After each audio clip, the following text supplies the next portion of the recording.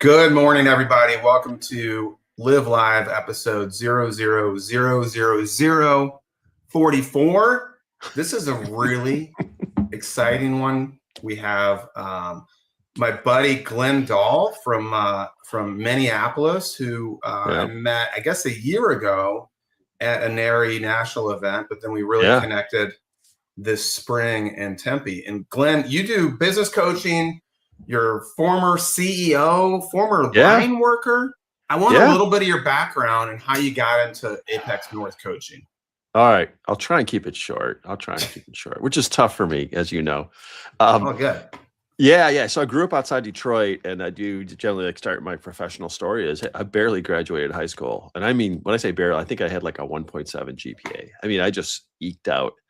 And of course, everybody in Detroit, this is in the late 70s because I'm that old, the automotive industry. So I went to work on an assembly line, Ford Broncos, the big ones with those fiberglass tops, the ones that rusted away in 6 years. And but from there, I actually figured things out along the way. I didn't go to college. I was 27, but I'd worked my way up in the auto industry. I actually was a test driver for Jeep too, which was a really cool job. That was super fun. But I quit that, went to college, get a degree, ended up coming out with a degree in marketing. And I went to work for a company that was a really, really good company. And I was there for 19 years, worked my way up, did a lot of different roles. It grew from 400 million to 2.3 billion along the way, went from private to public. And so I had a lot of different roles, a lot of leadership roles in that company. And it really, really learned a lot. I also learned a lot about how strong culture is in a company because the culture changed. We had a CEO change, and with going public from a private company, it became the company I didn't want to work at anymore. And on that journey, I ended up getting recruited to come to Minneapolis to turn around a small publicly traded company in the same space, in the same market. I was there for 6 years, and that was able to turn it around, make it successful. Ended up being sold. Basically, it got taken over. It was a publicly traded company, so that's how things work with those companies. And I came out of that, and that's when I went into the remodeling industry. My father had been a tradesman. He had been an electrician, and we were always doing projects when I was a kid. And I kind of wanted to go back to something basic, build my own brand. We built a brand called Sweet House, ended up bringing on 2 partners, grew that from pretty much 0 to 10 million in about 3 years. We were doing real estate investment. We were doing buy and holds, flips.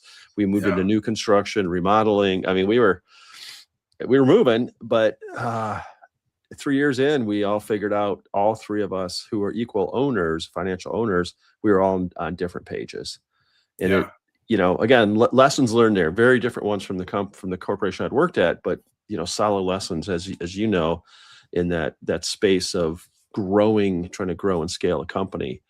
So when I sold my shares to my partners because I could see this wasn't going the way I wanted it to go, and a lot of people had been calling me in that interim saying, "Hey, Glenn, we saw what you did with that company. It's called Insignia Systems, a publicly traded company.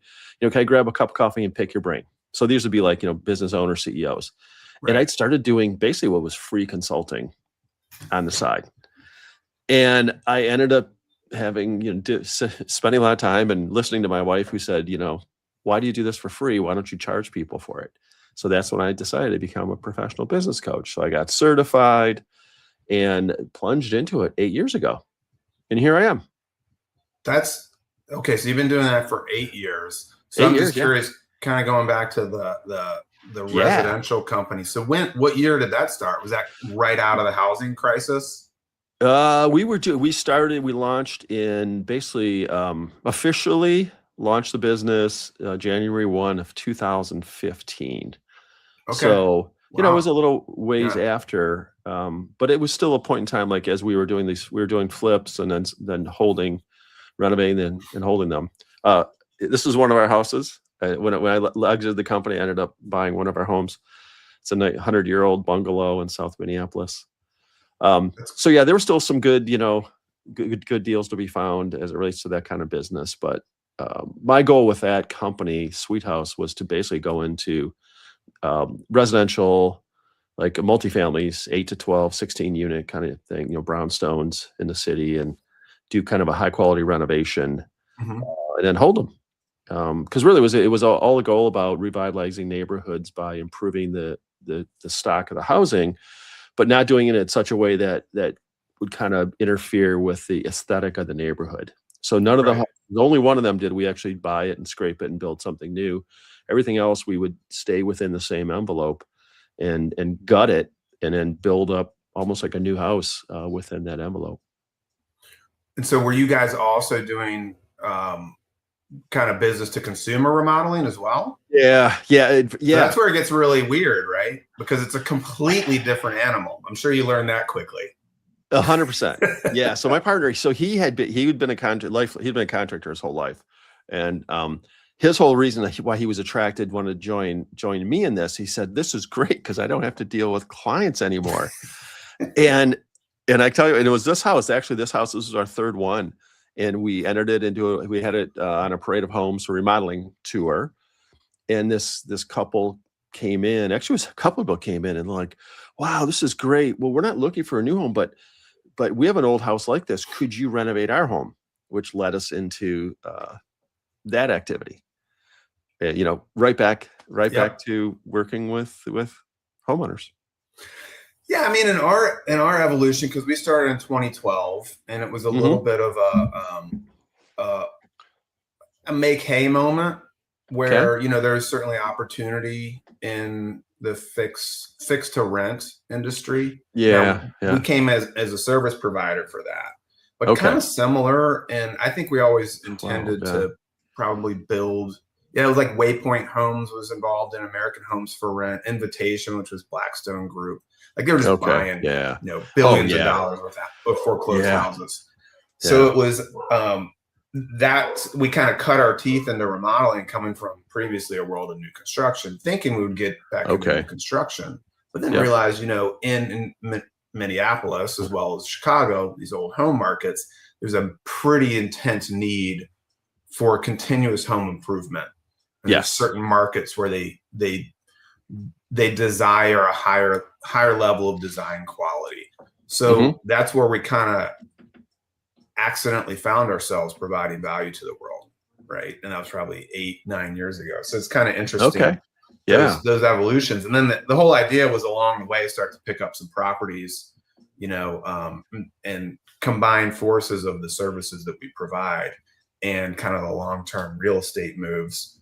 But then we just got so busy. We never got the properties. But that's okay. Well, yeah, it's now doing what I do. I see, right. Well, one thing I see so many, errors in the ways of what I did before or how I did it probably.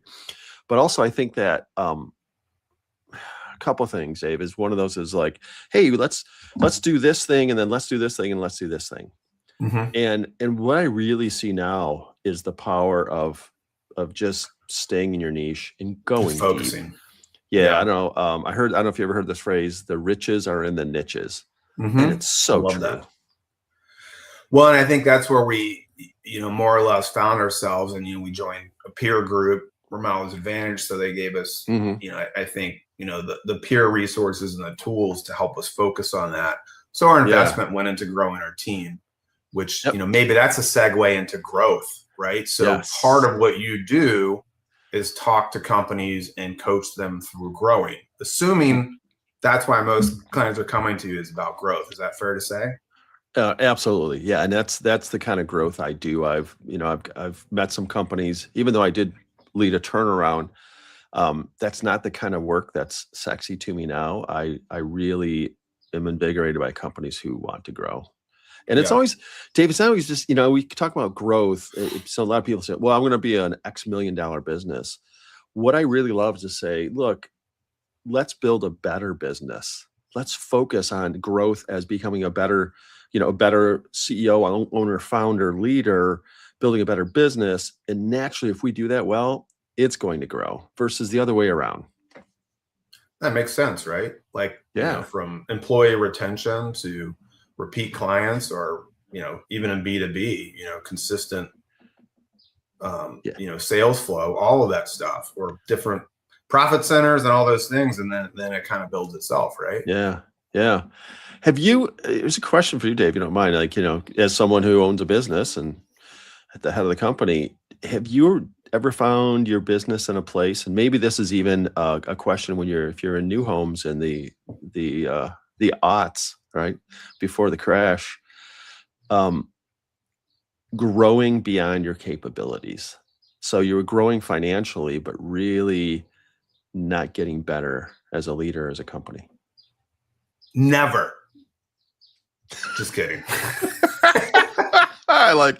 You lie. Yeah. No, of course not. Everything's always perfect, and we have it perfectly laid out in terms of our growth strategies. Yeah, I mean, Sure. if we just think about the last 8 to 10 years, we have plans in place to invest in our company and grow and become more efficient, create levels of redundancy and all these other things. And then COVID happens. Yeah. Right. And then so then you kind of hit a different mode, and you kind of say, okay, now we have more capabilities than we have work. So let's figure out how to do that. So that was a special time for us because whatever you want to say about the money that came from the government, it helped us keep everybody on board and then really focus on we created committees and all that stuff and tried to get better at what we did, tried to refine our processes, refine our offerings, and then prepare for either we're all going to die or there's going to be a whole lot of remodeling to be done. And it turned out there was the latter, right? There was a whole lot of remodeling to be done. And I think we were strategic there and tried not to overgrow. Okay. Because we didn't want to go nuts. We didn't know what was going to happen. So we took the team that we had in place to do the volume of work that we had and said, let's run with this. We can build a backlog. We can be more selective on the clients we want to work with, get through that. Yeah. Because a lot of companies were just going gangbusters, and they'd been through those growth humps. We really hadn't. So it was that was a moment where we said consciously, let's not go too crazy here, kind of controlled organic growth. Let's not overinvest. And then it had another drop off. Right.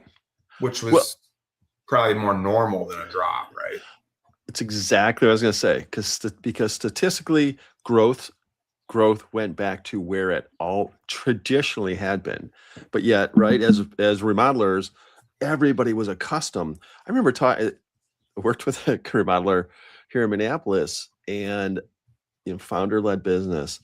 And I remember the founder saying, well, we're about 10 days behind on responding to inquiry calls.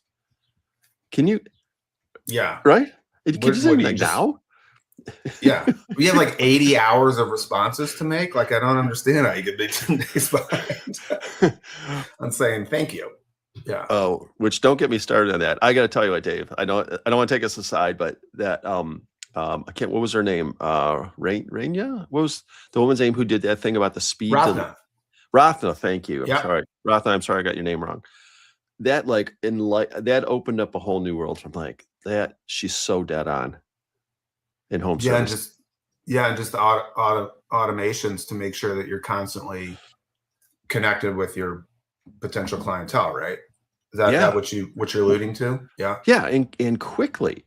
I need some landscaping service, and my wife and I, it's 8:30 on a Saturday morning. We're wandering around our yard with our coffee in our hand, and I'm fighting a losing battle against this lawn. I'm sick of this. Let's call a professional. Well, guess what? Guess what all the professionals were doing at 8:30 on a Saturday morning? They were wandering around with coffee too. They weren't working. Yeah. Yeah. They weren't answering the lead inquiry forms on their websites. So funny story. And not to sidetrack it, but this is how LivLive goes. I know. Yesterday, I knew I was going to do that. Yes. So we have 3 points of, other than calling our office on Google My Business or something, or just looking us up on our website, we have 3 points of contact. One is a questionnaire, another one is just a quick form, or then you can schedule a meeting with me. Oh, so awesome. We saw leads kind of drop off this time of year, which happens with graduations, and a couple people booked calls with me, but no big deal. And then I had a call I guess 2 weeks ago, and they're like, well, I just sent in my questionnaire. And I said, I didn't see the questionnaire. No big deal. Maybe it didn't go through or something like that. Okay. I kind of forgot about it. So then Luann, our admin, yesterday is like, I haven't received a single questionnaire since May 1st. Oh. So we were on a couple tests and realized that both of those website mechanisms had some sort of glitch going on. So I sent it to my web developer. He's on it immediately. I can go in, and I found we had about 8 people that reached out to us over the last 6 weeks that we just didn't even know they reached out to us. And it's like a glitch you don't know exists until. Yeah. So now it's in my weekly list to run a check on our, web forms just to make sure they're working. So there's a perfect example. Yes. I'm one of those people. You can and reach out to us and we'll just ignore you. I've got to believe those, any of those 6 people, if you reached out to them, they didn't say, oh my God, Dave, I've been just sitting here waiting for you to call. I didn't talk to any other remodeler. Yeah. No, absolutely. They probably talked to 8 other ones. We're going to reach out to them and apologize and say, that's our bad. If they really wanted to get in touch with us, they could go through another mechanism. Yeah. But they're waiting for us, right?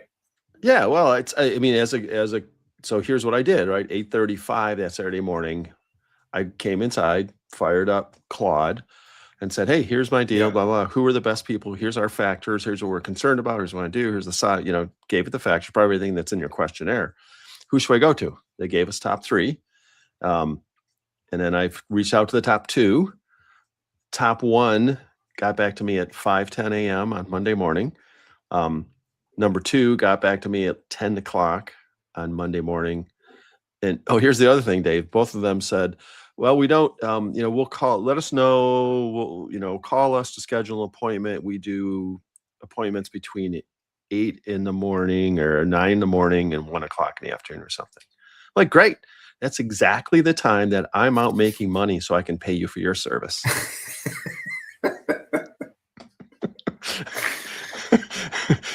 Talk to me. So, and this is right in this, but I know, and I turn around and go as a remodeler, well, like, I want my weekends too, and I don't. But then I also hear, right, we're at the whole show in Tempe, and people are like, whoa, it's it's tough out there. It's tough getting leads, and businesses, just about even. And I'm thinking like, okay, well, the people who are hungry are the ones who are going to think about how does our ideal consumer want to shop? How do they want to buy? How do they want to be talked to? What are their pain points? And we're going to figure it out. Yeah, and that seems to be ever evolving now. I mean, I don't know if we talked about it, but all of our kind of front end sales we do virtually for major remodels, and so because we have a low cost commitment. Which, I mean, it's not super low cost, but on average it's $6,500. And so after a 30-minute call with me, my job is to understand if we might be a good fit and if our process can help solve your problem. And then you guys sign on with us and we kind of take it from there. Rarely do I have people request a meeting, a virtual call on the weekend or at night. Yeah, which I think is interesting. Or for us to come over in person. Yeah, I find that interesting because I got to tell you, for this issue, if someone had said, like, if my phone had rang 5 minutes later, and someone had just said, "Hey, I'm so and so from, any chance I can come by today?" Dave, I guarantee you, my pain was so real at them. I mean, I was so pissed off with what was going on. I know I would have signed a contract that day. Like just take care of it. Just do what you have to do, right? Well, I guess it depends on the services, right? So when we talk about home services and emergencies and things like that. Oh, yeah. Where say you wanted to build, let's just say a custom home, for example. Say I want to build a new home. Yep. Like, you're not going to be like, hey, the first person that comes to my house. No. However, I would make a judgment on how quickly they respond to me because it tells me. Agreed. Right. Who's number one in this? Right. The consumer. I always want them to think I'm going to be number one as consumer. Right. And so someone like, oh my God, Dave really cares about me. Well, the owner, even Dave, like Could be an avatar of you and just saying, leave one of those drop-in voicemails. Hey, Glenn, just want to let you know, this is Dave. We're going to be right on this Monday morning. My crew we've worked a hard week. So my crew, I give them the weekends off, but understand your needs. You let us when's the most convenient time and how you want us to reach back out to you. Feel like that's super cool. I would know it's automation. However, I'm like, oh, well, Dave's got a company that's really set up to be efficient, to be, client focused. They're thinking about me before they think about themselves. Like, that's going to add a lot into my decision process before I talk to anybody else. Yeah, no. And most of our clientele are pretty professional level. So when we come to a meeting with our PAL, our purpose, agenda, logistics, and outcome, and we bring a structure to it and we explain our process, 9 out of 10 is just excited to have someone that has a freaking process and isn't showing them a PowerPoint of all the pretty projects they've done. Yes. Kind of like Joe Theismann said to us. He said, just show up when you say you're going to show up. Yes. Or no, was that after he said to the Browns fans, here, there's a Super Bowl ring. That was never see one in your life. That was a good dig. That was pretty cool. Yeah, and that's in line with the Scott Galloway too, which is, get the easy shit right. Like, be on time. It just demonstrates the thought process of, tells me as the buyer, like, oh, they're putting me first. They think about that, and I get it. So many of us get into remodeling because we're passionate about carpentry, we're passionate about creating spaces, or whatever that is, and we get focused on that part of the process. We just think that sales is kind of this like thing we have to do. And I think those companies that truly scale and become successful are the ones that actually think about who is our consumer, who's our best consumer, and what do they need? How do we answer their needs best? Yeah. Makes sense. And on that note, let's kind of dig into Metronomics. Yeah. So that would be similar to an EOS, right? So an operating system. Is that fair to say? Yeah, it's very fair to say. I would describe it as EOS plus plus. Okay. So I talked before about I led a SEO publicly traded company that we turned around. We used EOS. We had a professional EOS implementer, and EOS worked really well for a lot of things. It helped us get a good cadence. It helped us on our execution, helped us get organized. They put a lot of good practices in. And I don't know if you know this, but EOS is actually based on a system called Scaling Up that a guy named Vern Harnish, like 35 years ago, he wrote a book called The Rockefeller Habits. Well, so a lot of these, there's so many different systems out there now that have kind of grown out of that really have a lot of similarities to them. So that EOS is really good in that. But what I lacked in my company when I got it to a point, it built it up to a $30 million company, is strategy. And strategy is that's where we start then moving to differentiate our companies. Like they can operate really well, but in the marketplace, we're still competing as, hey, I'm a remodeler. And consumers see us as, well, there's, remodeler A, there's remodeler B, there's remodeler C, and let's see who comes in cheaper and what's the price, Strategy is where we become the only.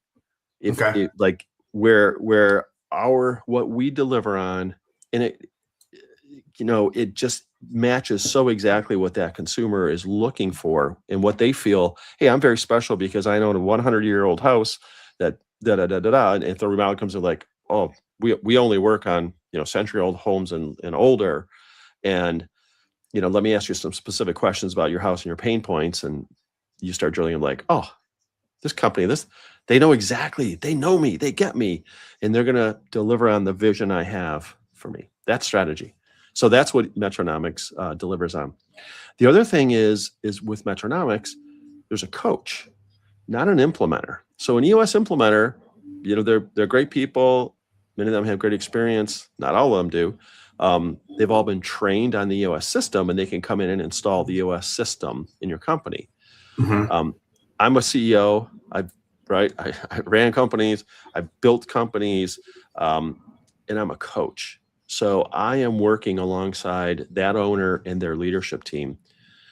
and I'm coaching them. I'm watching them play the game of building this business. And I'm making these observations, just like in football, right?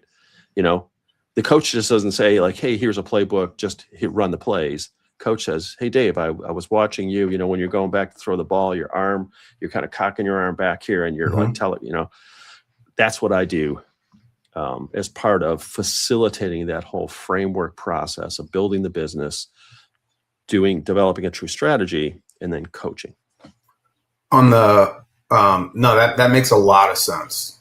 On the strategy portion, so can you kind of describe the tools or the mechanisms or how you help companies develop their strategies? Yeah, it's not easy, and what we can talk about is first of all we map out the entire playing field. And when I say, you know, you're like, what's that mean, Glenn? Well, that's the market in which we compete or could potentially compete. So we want to make that as broad as we can in a sense of like understanding who are the other players and who's everybody else in that playing field. And it even including like trade organizations, our suppliers, who are the key suppliers. And once we've done that, we start mapping the relationships there for our company. Then we start adding in who we view as our competitors. We start then seeing the relationships of where we're playing versus those competitors. So again, if you're thinking of a game analogy, it's like you're kind of starting to say, well, hey, the Bears play this way, and if they're playing the Lions, and the Lions play this way. So what's the difference in those game strategies? Okay, that's the preliminary step.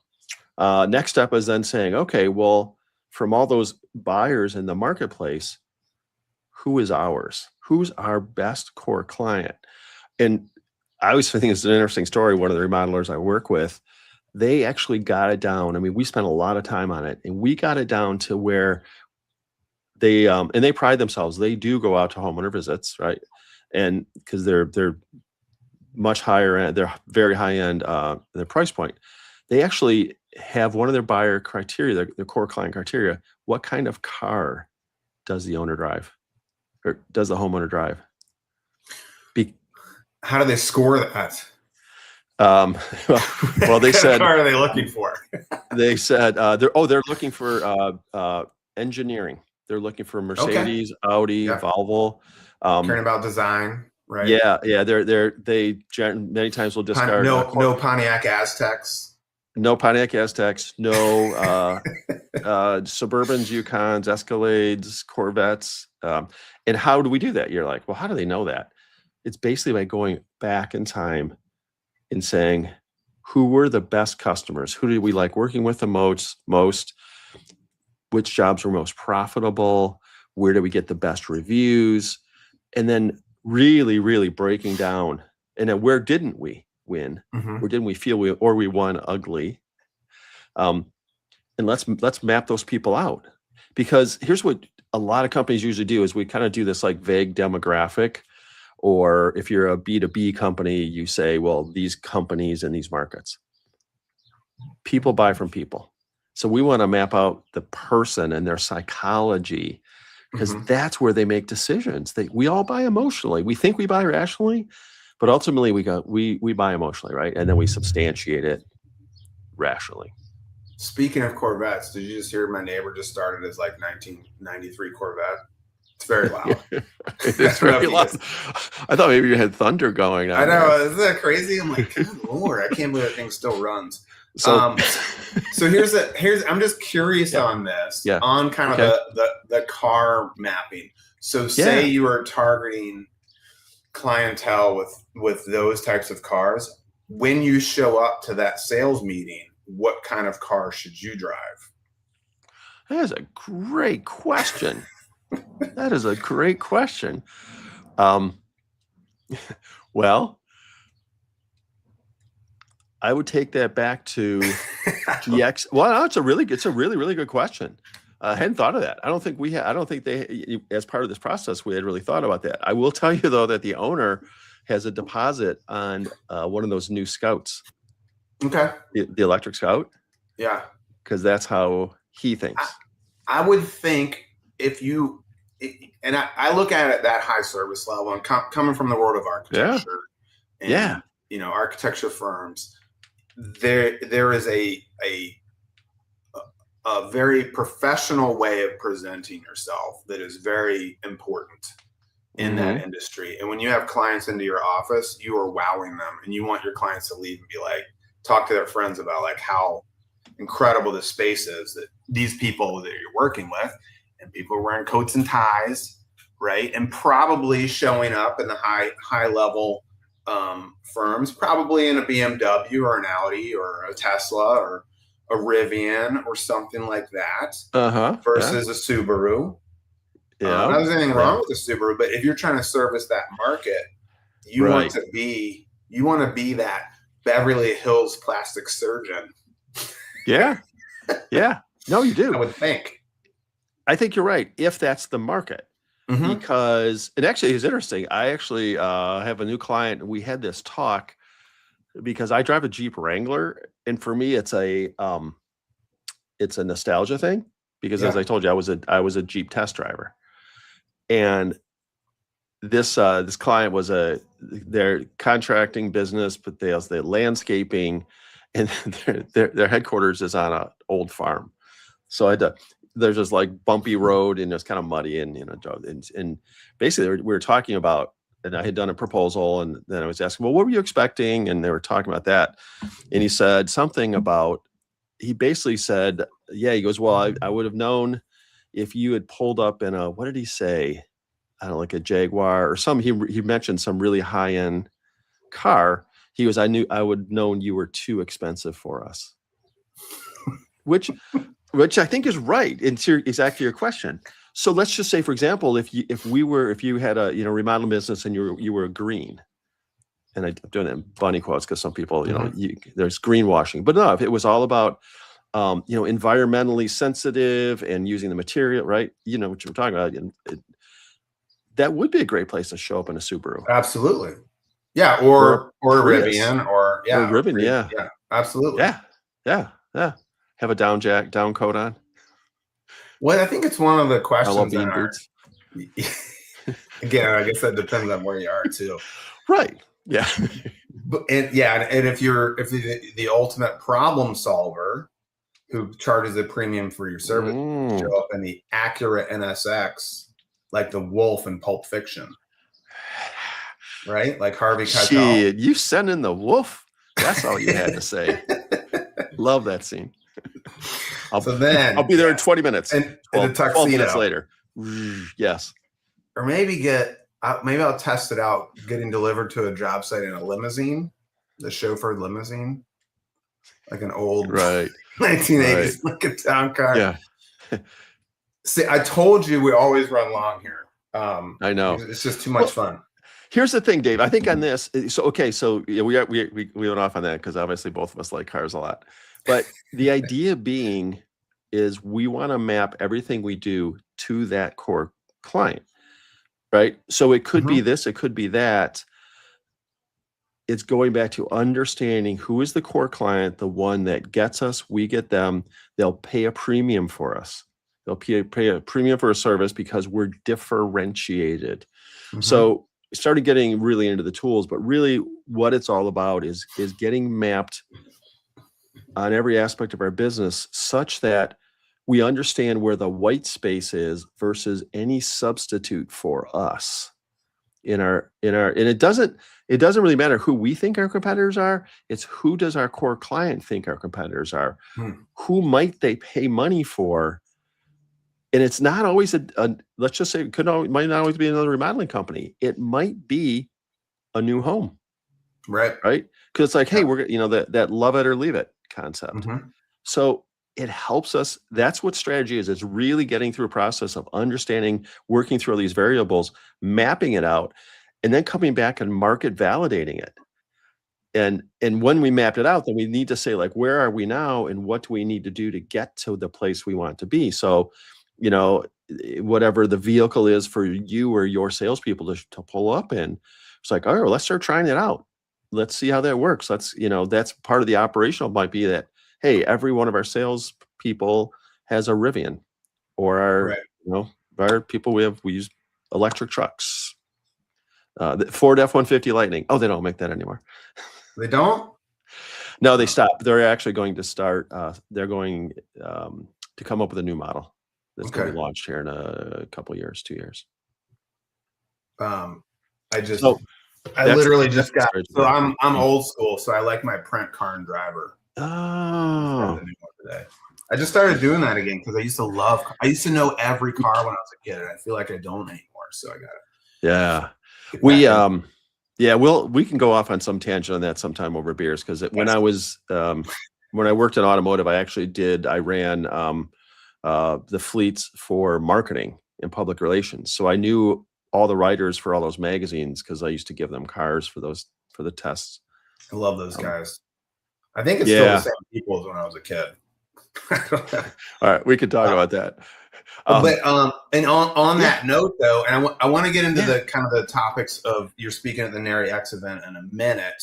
Yes. So I want to dive into that before we close for sure. But just in terms of you and Apex North Business Coaching, you work with a handful of remodeling companies, but can you just kind of give me a broad brush on all the different company types and sizes that you work with? You have a pretty vast catalog of company types, right? I do, and it sometimes throws people off because I want someone who has experience in my industry.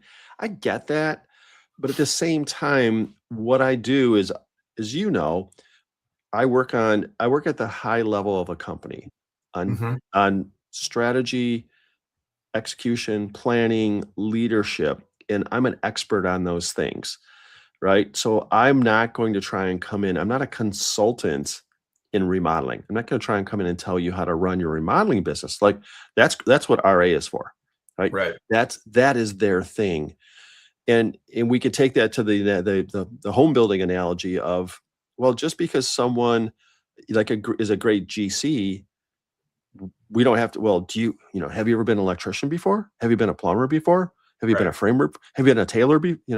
Tyler. I said Taylor. No, right? The GC is the person that understands how these relationships work together, and they're the orchestrator. So that's what I do. So to answer your question, I also work I've got 2 very high-end luxury custom home builders. I've got a technology business, a maritime services business down in Tampa, Florida, which is fascinating. I've learned a lot about that business. That's interesting. Yeah. Manufacturing. I've worked in marketing services, sporting goods and apparel, retail. And the common factor in all of those is it's an owner or CEO who feels they've kind of reached the limit of their scaling and their company scale. Usually they get stuck or plateaued at a certain level, and there's many plateaus in business, as you've probably experienced. But for me, it's helping them get over that hump to the next level or levels, and it's almost always by instilling in them as the head of the company the ability to then build out a leadership team, a very strong leadership team, and then cultures and systems within their company to build out their people alongside their business processes. That makes total sense. So you're kind of coming in. Well, I guess you can come in at different phases. They might already have a leadership team in place, and you guys can reevaluate that and look for the growth aspects. In terms of kind of personnel size, like what's kind of the smallest number of people at a company you work with, and what's the largest? Well, I do. So I have an associate coach as well, and generally, they would work with some of our smaller companies in our portfolio set. So say maybe starting around 15, 20 employees up to 400. Wow. Yeah. That's a lot of people. It is a lot of people. The sweet spot for me is probably companies between 50 people to 200 people. That's probably my personal sweet spot. Yeah. Because I don't know if I read this somewhere or what it was, or maybe it was more in the architectural, in the architectural firm. But when I worked for Optima, we were development, design, build. And that 100-person mark Yeah, was a really disruptor. And Getch, it when I worked at is. Getch Partners, they hung around 80, I think, or smaller. As soon as you get Yeah, closer to 100, whatever that trigger is, something those is are the weird. plateaus. Yeah. Well, I would tell you, Dave, from experience approaching about 100 people is like you could have a strong leadership team, but generally what that means is many of those people are really more technical experts. They're not Yeah. true leaders. So what we find in the next level below them is that the first level down leaders aren't really leaders of people, so they're not able to build out true leaders beneath them. Mhm. And that's it's stuck there. So I would Yeah. tell The you that tree is, it ends up being like this, right? Instead of like that. yes. Okay. Yeah, absolutely. Well, on that, I'd Yeah. love to then segue into, we're so excited to have you September 24th, I think it is. I should Excited to have had be that there. handy. Yeah, really, we should be doing like a really good promo. I know. I told Maureen I was going to have you on, and we definitely talk about it. All right, cool. Maybe we do some other clips on it, but Yep. we're doing the first ever NARI X event, so National Association of the Remodeling Industry of Greater Chicago, of which I'm finishing up my tenure as president. And this is a revamp of our education event that you, John Habermeyer, and I started to brainstorm a little bit in Tempe. And the heart of it is an educational series that I think benefits remodeling companies and employees of multiple sizes. Yes. And Absolutely. applies kind of across the board from ownership to, young employees. So we really hit on three big topics. I'd love to kind of hear you dig in just a little bit and kind of give us a preview and how you envision, if it's a workshop or a presentation. I think we're doing teamwork, paycheck, and customer satisfaction. Three highly relevant topics. You want to just kind of touch on those? Yeah. Let's talk about that, the paycheck one. Yeah. And that comes from one. It was actually, I did that as a spec one, not a spec. Sorry, it was I had a request for a certain workshop by a remodeling company up here in Minneapolis, and they really wanted to start offering financial incentives within their whole company. They're really, really good company. I'm very impressed with them. But their thought was, well, we really need people in our company, everyone, to all the way down to, carpenters and laborers, whoever on the site, to understanding what is profit? Like, what does that mean? Right? If we're going to do profit sharing, what is profit? So what I did was came in with something, and basically I used the example of a dollar bill. And because what I don't do, and I encourage a lot of companies not to do it, is we get these we talk about, maybe the profitability, like we talk about all these things like profit margins. Most people, those are all abstract concepts. And so what we did is broke it down like, okay, here's the dollar bill. First question was for there's 40 employees in this company. How much of that dollar bill do you think, right? This is a dollar bill that a homeowner pays us. It's part of their job. How much of that does the owner take home at the end of the day? Average answer? What do you think it is, Dave? From the people at the session? Yeah. They probably think like 50 cents. Yeah. 100%. What's the average margin in remodeling, Dave? You probably, if you know this or not. Net. At the end of I'd probably say 5. Yeah, 3 to 5% is the average. Yeah. So right there, like shocker, right? What? Yeah. I go, 3 to 5 cents of every dollar is what they end up taking home as profitability from the company, like right away. So I said, okay, well, let's talk about punch lists, which, oh, by the way, I loved, what was his name's concept of like, we don't do punch lists. We abolished the whole concept. Yep. What was that guy's? Forrest. Yeah. Forrest Castile. Yeah, up in Oregon. Or Washington. It's really cool. I go, okay, let's talk about punch lists. Let's talk about, some outstanding item on the punch list. And I go, what's the holdback? What's the final payment from the consumer? What's the holdback? 10% for the company. It was 10%. I go, okay, so let's talk about that, 3 to 5 cents. So job's done, right? You're getting your paycheck the whole way, right? Yeah. I go, okay, but as the owner, I'm only getting 90% of my dollar back on the job, of which now I've got to finance a nickel of that. And now you're telling, because I don't get my 10%. And now I go, does anybody ever have a credit card here? I go, yeah. I go, do you know what interest is? They're like, yeah. Yeah. Like, so now as an owner, I have to pay interest on that money so I can pay you your paycheck, and I don't even have my money yet. And meanwhile, my 5 I don't cents. even know that I'm going to get my money. Right. And it's eroding. It's eroding. Yeah. And why was that? Well, because, and it turns out in this company, there was some instances of where, well, we really didn't frankly have the guts to ask the homeowner, hey, this is just a very minor item. We're going to give you your final invoice. Well, we can't do that. No, we don't want to make them mad.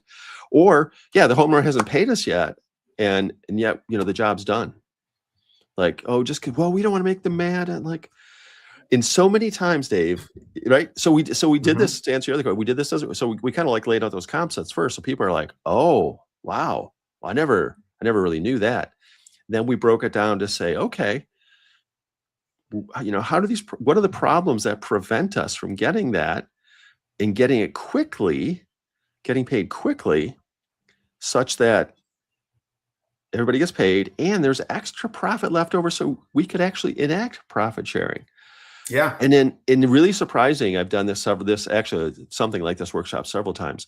It usually comes down to, we don't have great communication to our homeowner up front in the process or through the process. So they're and Dave, I don't know if this sounds familiar to you or anybody else in remodeling. No, of course not. The homeowner at the end is surprised by something. And what happens when the homeowner gets surprised? What's their reaction? Is it usually a really happy surprise, like on TV? It's not really like a birthday surprise. No, it's not like a surprise party. Yeah, it's usually like why didn't you tell me this before? Well, yeah. What do you mean? What do you mean we're going to be 2 weeks late? I'm having Thanksgiving dinner. Well, do you remember way back when you couldn't make your tile selections and you didn't, your cabinet, you changed the cabinets because you wanted to roll out and then you didn't? Well, that had 2 weeks to schedule. Well, why didn't you tell me? You could have told me back then. Well, we're going to make it up. Yeah, we'll make it up to you. How do we, and a lot of times, so that's another one. How do we make it up to people? I'll knock 5% off. Give you some money back. How's that? Okay, now I'm happy again. Yep. Now we have 0 left. Yes. Yep. Yep. We won ugly. On that note, that kind of ties into you're going to talk through customer satisfaction as well, right? Is that somewhat related to the closeout process, or is that absolutely front to back? Yep. Top to bottom. Yep. And I'm gonna start this one off, Dave. I'll ask you a real question here. What was the last time you went out to eat? Last night. Where did you go? I was at Bar West in Richmond, Virginia. All right. For my mom's 89th birthday. Oh, nice. We surprised her. I surprised her and came into town. So that was a happy surprise. All right. Is that the answer you were looking for? Not yet. No, that's great to know, though, because it was an important occasion. Based on your experience at Bar West last night, on a scale of 1 to 10, 1 being least, 10 most, how likely are you to recommend it to a friend or colleague? Yeah, probably an 8. Probably an 8. What's one thing they could have done better? Oh, I mean, the food is fine, but it's nothing exceptional. And they could have placed us probably in a better, at a better table that didn't echo with a family of 12 loud people across the entire restaurant. Okay. So you answered an 8. So imagine if one of your if I was one of your clients and someone asked me that exact same question about your service from your company, and I said, about an 8. I mean, the remodel was fine, but they could have. Is the person who asked me that, if they're another homeowner, are they going to say, oh man, I need to talk to those guys to do my house? Nope. Yep. Now, had you said, Glenn, it was a freaking 10, man. this place nailed it. The service was outstanding. They did this huge cake for my mom. We loved the food. We had in a nice quiet room for us to celebrate in privately. And they actually put up balloons and decorations. Like, I'd highly recommend this to anybody else. Whole different answer. That's what client success is. It's not how well we think we did, or, well, they should be happy because we gave them $10,000 back or something, or we upgraded their, slides to soft touch on the cabinets, right? They should be happy. No. Or saying, well, we get referrals from clients. Like, okay, how many referrals do you get from each client? Well, we don't know. We get them. Client success is actually having a measurement in place first and foremost to understand where do the clients think they're being successful. And it goes back to also what we talked about before, the riches or niches and understanding the core client. What are their needs and how do we best satisfy their needs? Because we could do things that we think is super cool that they might never even notice or even value. And we might miss something that they really value. So that's in essence is that client success. And it's a reframing. I think we talked about this before because so much of us are in remodeling and started remodeling firms because we love the craft. We love the business, right? We were carpenters, and we love doing this, but we don't take that love of craft to love of, well, how do I craft an experience for my homeowners that they love as well? I love it. A little unreasonable hospitality. Oh, bam. There's the Bible right there. That's good. Well, and then our third piece is teamwork, teams, which I imagine that radiates beyond just a company and internally. That's working with trade partners, suppliers, right? Absolutely. Like what's kind of the underlying essence of that? I go back to I think the master is Pat Lencioni and his 5 dysfunctions. And that pyramid, which is everything starts with a basis of trust. And it's not just like kind of personal trust in a sense of like, well, I trust them. It's trust we're going to get the job done. And a guy named Stephen Covey, who actually is the son of the Stephen Covey, I guess they all name their son Stephen all the way through. But he wrote a book called Speed of Trust. And his premise was that trust can either pay dividends or it can make us pay a tax.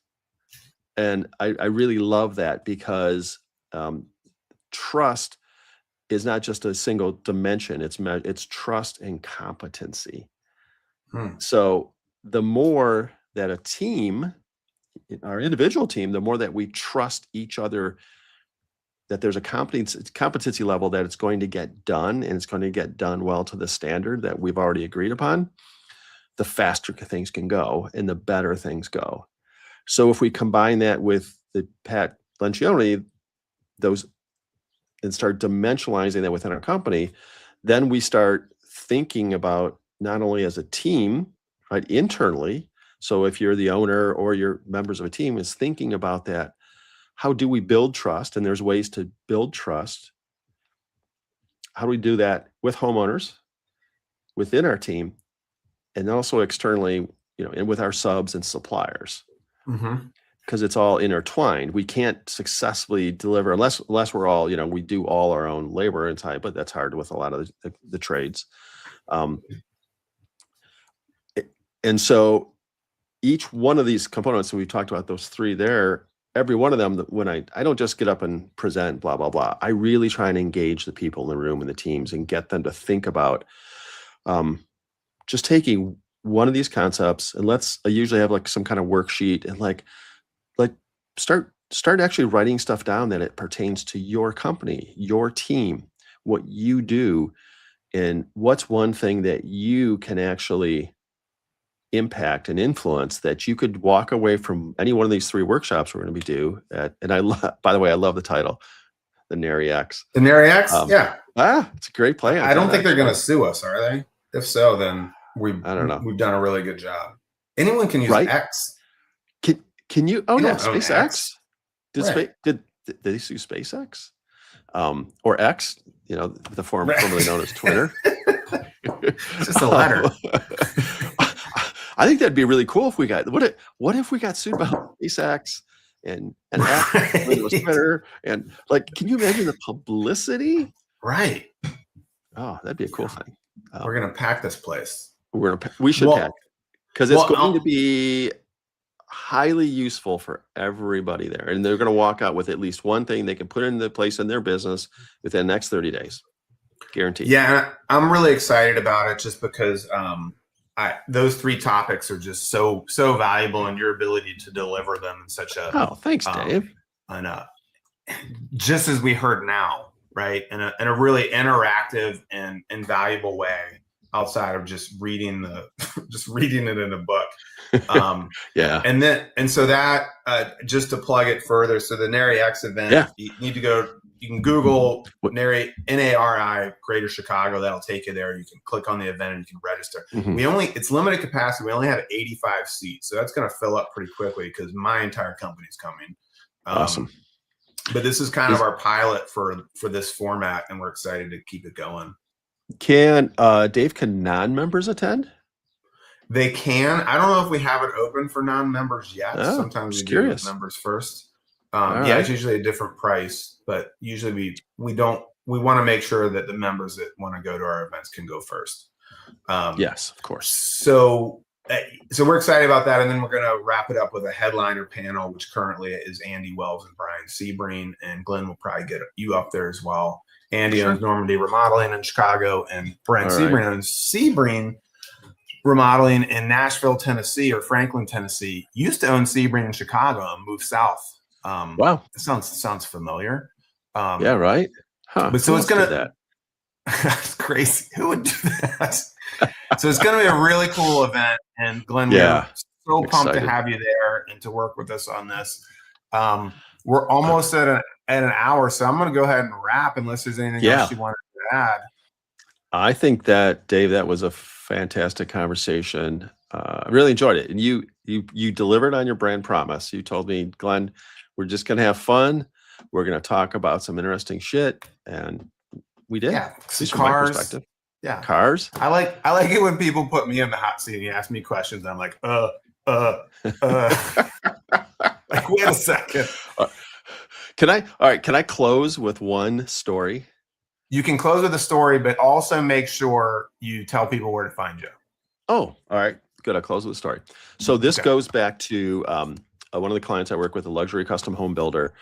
They had an inquiry come in, and it was someone who said, it was a homeowner who said, hey, I've already working with a builder on a $5 million home, but it's not going well.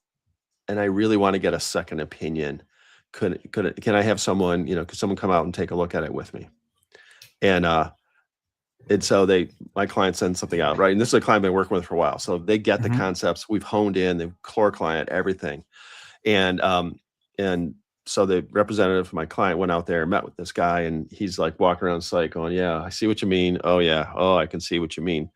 And the problem was that this person had selected a builder based on a referral from their chiropractor, and it wasn't the right builder. Like this is a builder that built they built $500,000, $600,000, $700,000 homes, because we're up in Minneapolis and or in Minnesota, and actually they were outside of Minneapolis quite a ways, so kind of in a rural community, right? But they're like the local builder, and they're like, oh yeah, we can do this thing, right? Who wouldn't? $5 million? What? Yeah. So the representative of my clients walking around, and he said, and the guy goes, well, what do you think? The homeowner.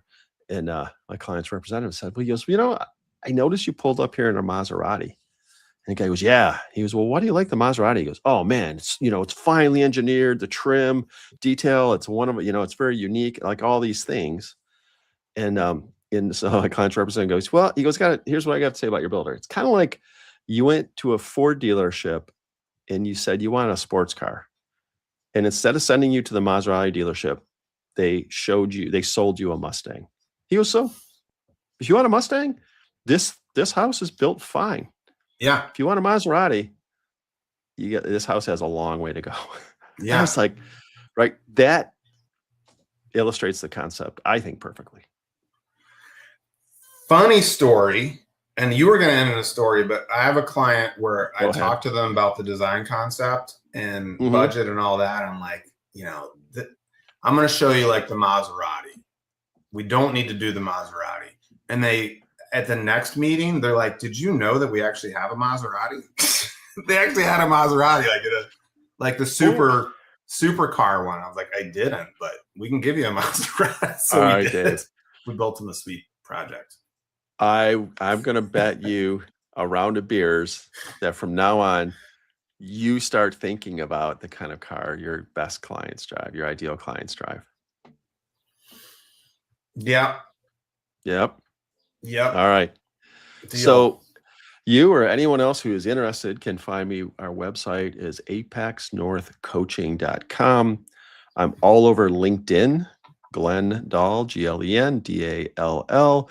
My email is glendall@apexnorthcoaching.com.